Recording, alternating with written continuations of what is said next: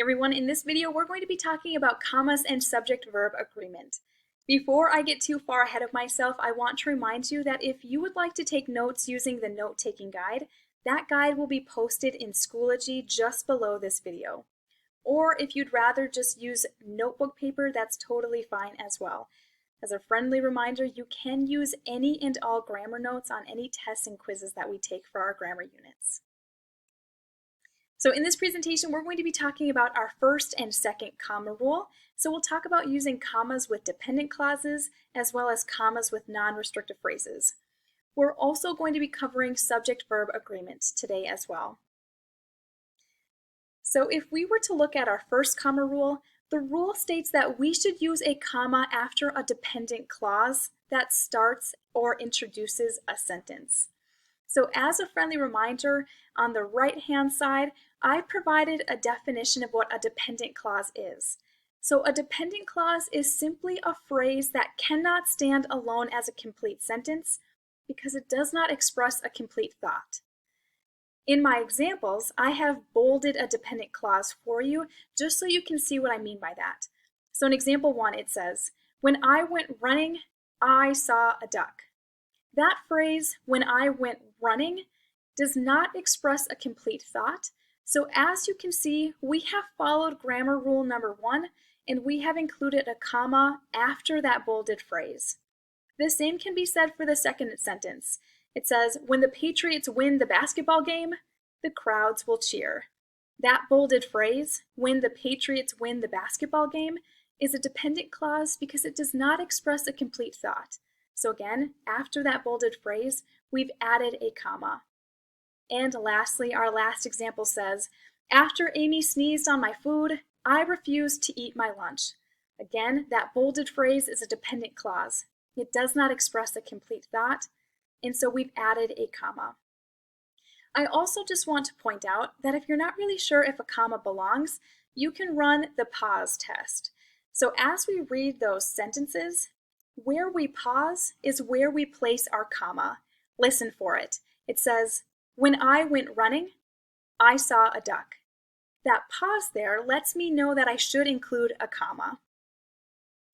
Comma rule number 2 states that we should use a pair of commas or 2 commas to set off a non-restrictive phrase in a sentence. Again, I've added the definition for you. A non-restrictive phrase is simply a phrase that adds extra information to the sentence. So this extra information is typically added to the sentence to make the sentence more interesting or to help the listener or reader better understand the subject of the sentence.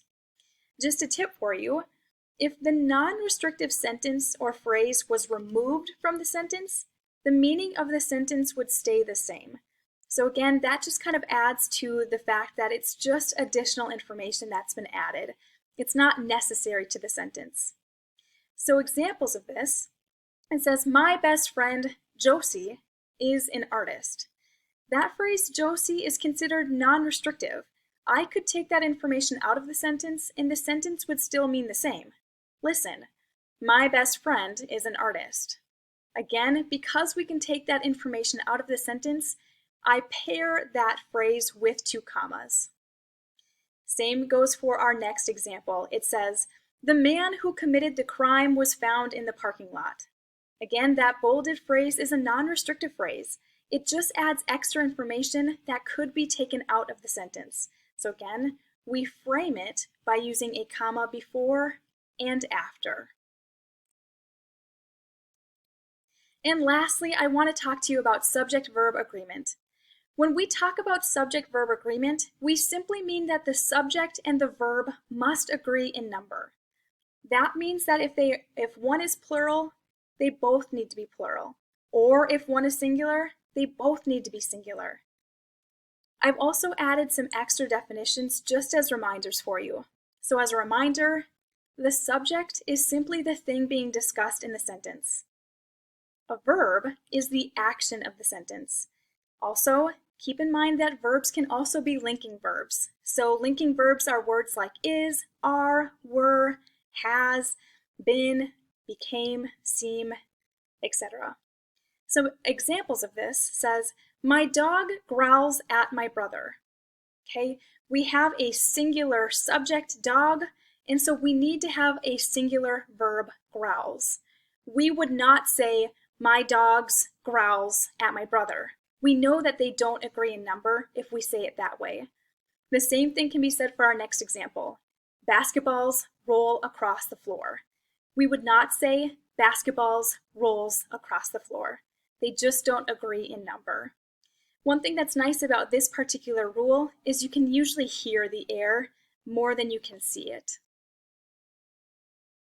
For our next steps, as soon as you finish taking notes on these slides, I'd like you to take out your sentence correction sheet for set 1 and 2.